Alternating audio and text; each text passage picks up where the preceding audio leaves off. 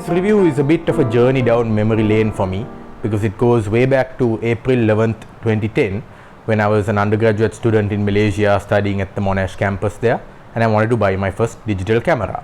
So of course I spoke to my parents who were funding my education at the time, set a budget of 1,000 ringgits and went shopping. I ended up at the Mid Valley Mall in Malaysia where I went to a camera shop. I can't remember the name of the shop, and I saw this Nikon P100 there. Now if we have a look at the Nikon website, which very nicely has archived what their listing for the P100 looked way back then, it had some pretty impressive specifications. I mean, let me tell you, this thing has a 26 times optical zoom, which now may not seem like much. My current P900 has an 83 times zoom. A friend of mine's got a P1000 with 125 times zoom or thereabouts, optical mind you. So a 26 times optical zoom doesn't seem that impressive in 2023, but in 2010 it was really awesome. So I saw this camera, I saw the optical zoom, I saw some of the other features, like for example full HD movie capturing, which once again full HD in 2010 was quite a big deal. Then you had a few other things, like for example here CMOS backside illuminated sensor, 10.3 megapixels. The size of the camera was quite nice. It had a high resolution 3-inch display, optical viewfinder as well, which is actually a digital optical viewfinder with a tiny screen inside there, and it appealed to me. Quick call to my parents to ask them if they could up the budget a bit. They agreed, said consider it an early birthday present for that year, and I bought the camera. And ever since then, this camera had done superb service for me right up to until around December 2016 when I replaced it with a P900. So a few weeks ago I was just clearing out some old stuff, came across the camera, thought, hey, why not, let's see if it works. If it works, let me do a review on it. Charged it, took about 3 hours to charge, but that old battery actually rejuvenated itself. I wasn't expecting that, and it fired right up. Only thing is, the original Kingston memory card from 2010 was long dead. Nothing, not even a flicker. So I just tossed it out and put a SanDisk card from my P900 into it, and I got a new card for the P900. I shot some photos. They look pretty fine. I'm going to show you those photos as well as photos I took in 2010 with this camera. But first, let's go into a hands-on view of this camera where I'll show you its angles, power it on, that kind of thing. So stay tuned for that. Coming right up. Right, so here we are. Let's have a hands-on look at the P100. Okay, so first things first, you can see storage hasn't been kind to the camera. The rubber surround on the electronic viewfinder seems to have deteriorated a bit. There seems to be a bit of a crack in the display as well. I'm not sure how that occurred. Maybe it got bumped somewhere. So we've got the strap here. On the side you've got the sticker that shows its salient features: 26 times zoom, 10.3 megapixel, CMOS backside illumination. That pertains to the sensor, of course. 10 megapixel burst shooting up to 10 frames per second, full HD movie. You've got another thing on the side here telling you once again 26 times zoom and full HD movie.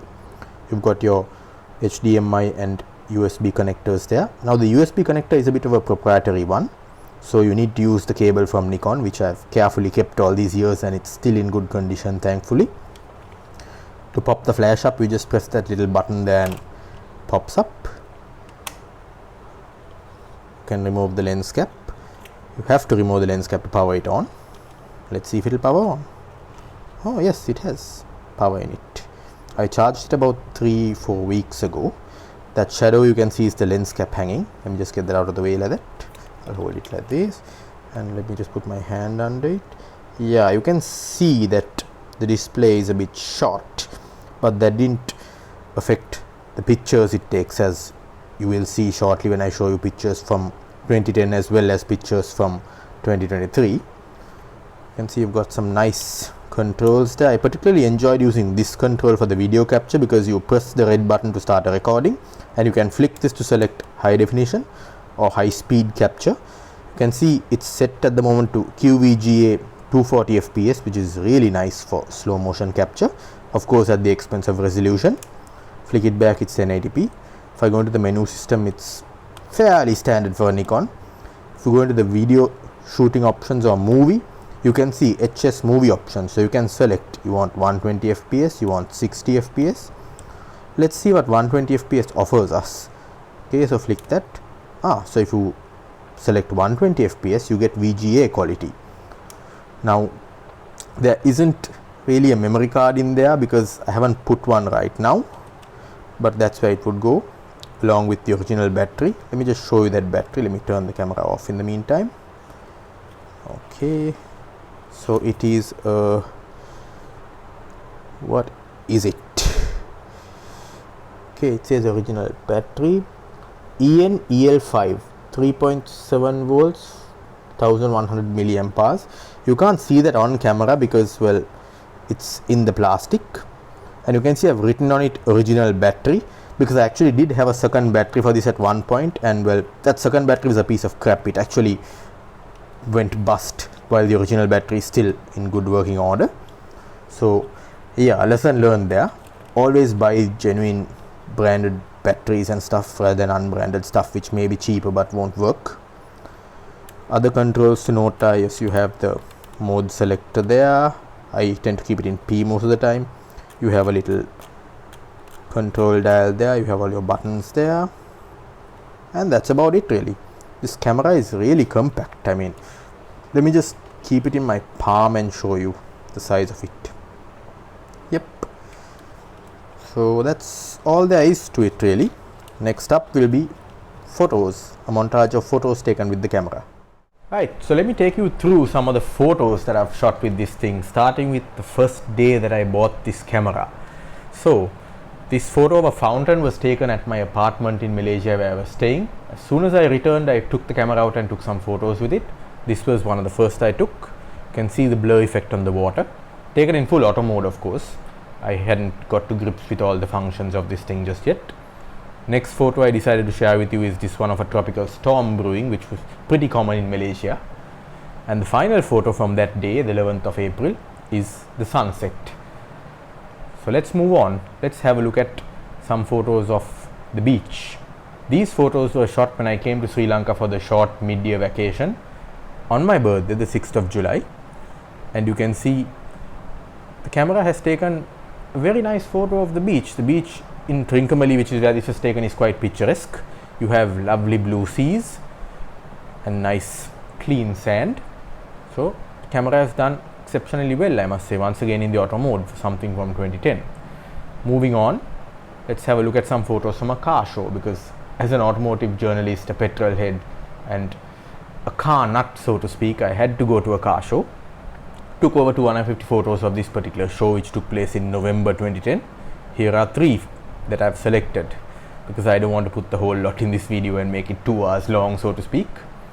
Next lot of photos I'd like to show you are some of the wildlife photos that I've taken with this camera. Let's have a look at some squirrels taken at my home in November. This particular one is a rare albino squirrel. I think these are called Indian palm squirrels if I'm not mistaken. This one is the rare albino squirrel taken at the full 26 times optical zoom. And let's also have a look at some birds. You can see a babbler. I think this is a yellow-billed babbler. You can see the babbler is having a bath in the bird bath that we had set up at my house at the time. Here is a magpie, and you can see a male Asian coal being fed some papaya. All these photos were taken with the camera using the zoom because, as you can imagine, you can't really get very close to a bird to take a photo of it like a person.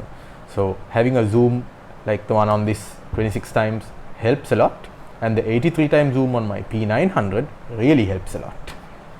So now let's go back and have a look at some photos that I've taken from July 2023 when I rejuvenated the camera. So let's start with these macro shots of some flowers in my balcony. You can see for a 13-year-old camera it's doing a pretty good job. Now let's move on to some model trains. Yeah, there we go. This one was taken with the flash of the coaches in the station and siding. This one was taken without the flash of the locomotive, using just external lighting only. In both cases the camera is doing a great job, I feel. However, in this final set of photos I feel the camera falters a bit. We have tried to take a photo of a squirrel. You can see the picture is a bit hazy or foggy or smoky. I think that's because the camera may need a service. It's never been opened up. So maybe it's time to, give it the tender loving care that it needs by a professional. So there you are. my Nikon P100.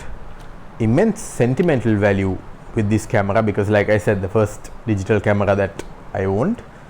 Used it for a lot of events, a lot of situations, a lot of photos, a lot of memories. So I think the best thing to do for it now is to give it for a full service and get it the attention it needs to keep it going. I might even use it for a future YouTube video to capture some footage. If I do, I'll definitely put a call out or something telling you which footage was captured with it so that we can see, can it still keep up with the modern day equipment that we use for video capture these days? Only one way to find out. In the meantime, don't forget to like this video if you have enjoyed it, subscribe to my channel, and if you've got some old tech somewhere, take it out, give it a try, see how it is. You might be surprised. Thanks for watching.